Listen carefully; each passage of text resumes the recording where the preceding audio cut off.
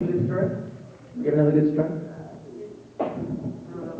Well, I do. Fantastic. Dude, I could keep telling stories about you. If you can think of any about... Yeah, pretty much. Yeah. Go for it. What story did you have? Okay. Let's see. Tell us about the recording booth. Oh yeah, that's an awesome one.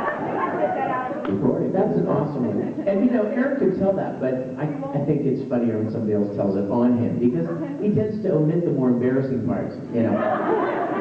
So, he's recording part of Fullmetal, and Aaron was like, you know, as is normal for a young kid, you know, you're trapped in a phone booth. Really, I mean, it's literally, it's a box. Like this.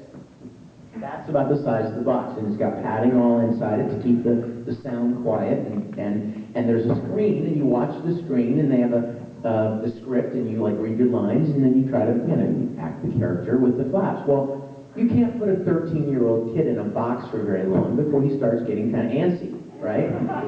Which is normal. You can't put some adults in there. So Mike McFarlane used to say, you know, Aaron, if you give me 3 more lines and you can go play Halo for 15 minutes.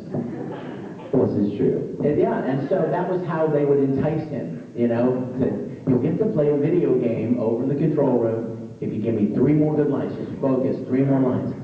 And so Aaron, like, would, you know, because he was really cool at 13, he would sit in the stool, and he would lean back like this in the stool, in the booth, and then he would hear the boop, boop, boop, and where the 4th one is supposed to be, that's where you speak. So Aaron would do this. Boop, boop, boop, brother. And then he'd go back to leaning in his little stool, because he was too cool to just like sit, or way too cool to stand, right? So that's what he does. That's his thing. So one day, he's in there recording, and he's sitting there waiting for his line. And this is what the director and the engineer heard.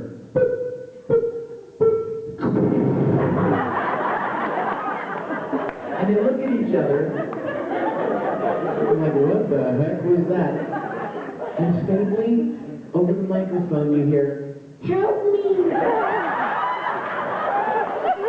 And they run over and they open the little phone booth, recording booth door. And here's Aaron wedged in between the chair and the wall. He'd fallen backward, and he was jammed in, and he couldn't get up. It's one of the best ever. It's all rather embarrassing when you say it like that. I'm a very dignified person, right? I swear. Yeah.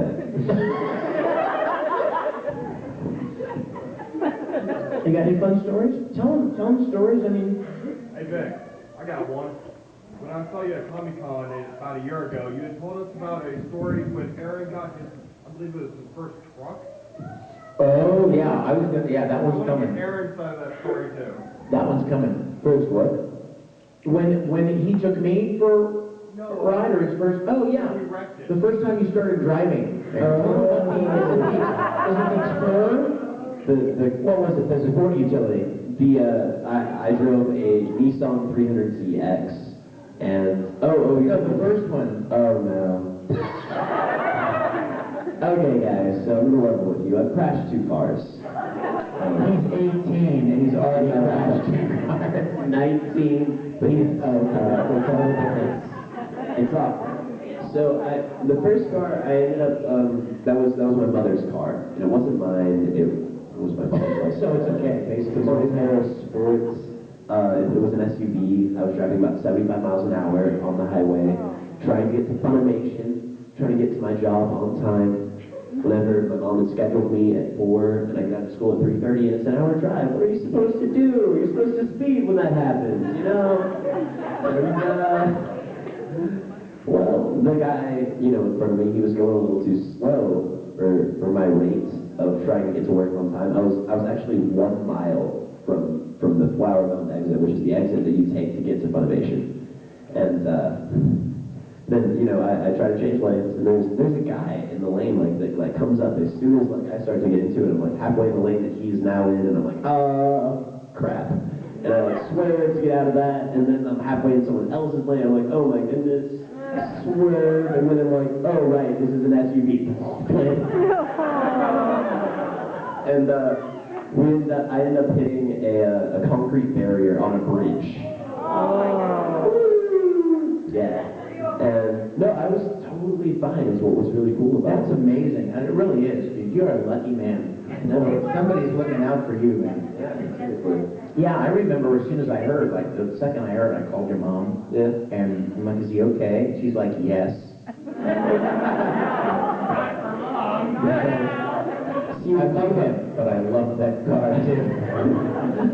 Now you rolled it. Did you roll it? Yeah, I What did. does it feel like to roll a car? It feels kind of good, dude. I'm not gonna lie. Sometimes I wonder if I Parents in the room, I did not say that. Remember, Aaron said that it feels kind of good to roll a car. What does that mean? You know, just like if you have some extra like mattresses around and some duct tape, you know, go for it. That's all I'm saying.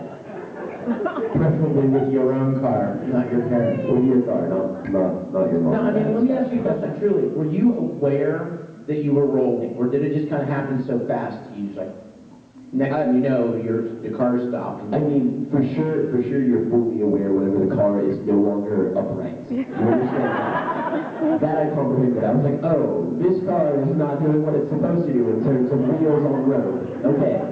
But past that, I had no idea, honestly. Until, I mean, I could also feel the impact of the concrete barrier. Oh, thank you. Fantastic. Powerade. Living line flavor. Ooh.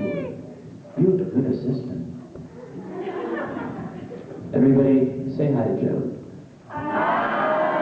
She's been great. Let's see.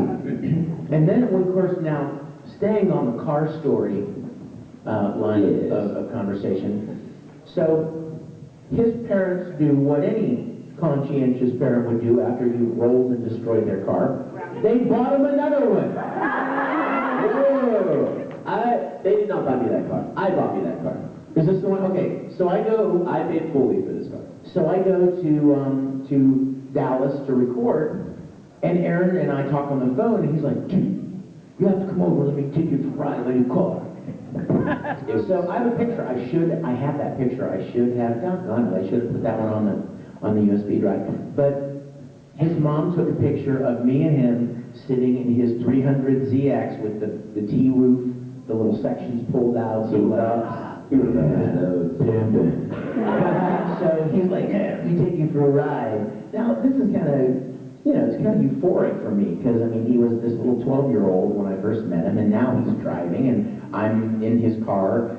He just wrecked a car, and I'm riding with him in a car with no roof. And so we're driving around. We had a great time, and it was a very cool car. He was very proud of it. And then a few weeks later, I heard he wrecked that car. How'd that happen? That wreck was less my fault than the first wreck, I will say that. Basically, I had a sudden urge to get some toothpaste and a toothbrush from Target at around 11 p.m. on a Wednesday. After a blizzard. You know, and it sounds pretty random, and yeah, it was one of those nights that didn't have to happen, but there it was. It was me. I was driving past a museum, actually, and I guess the size of the museum meant that like the shade that it cast, like the shadow it cast, stopped the snow and ice from the blizzard that was earlier from melting. And I thought that all the snow and ice was gone, and so I'm like kind of like, you're a teenager with a 300ZX. Do you understand what that car does? It's twin turbo. It's meant for injecting fuel a little faster. So I'm like revving.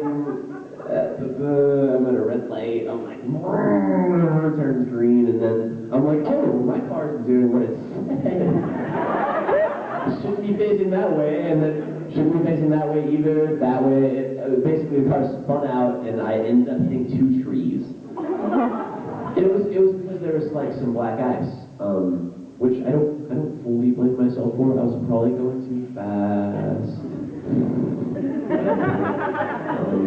Yeah, when you describe your car with the fuel injection meant to go faster. Was that a cue? Yeah, that's kind of an indication that you're. So the next time you tell that, don't say that part.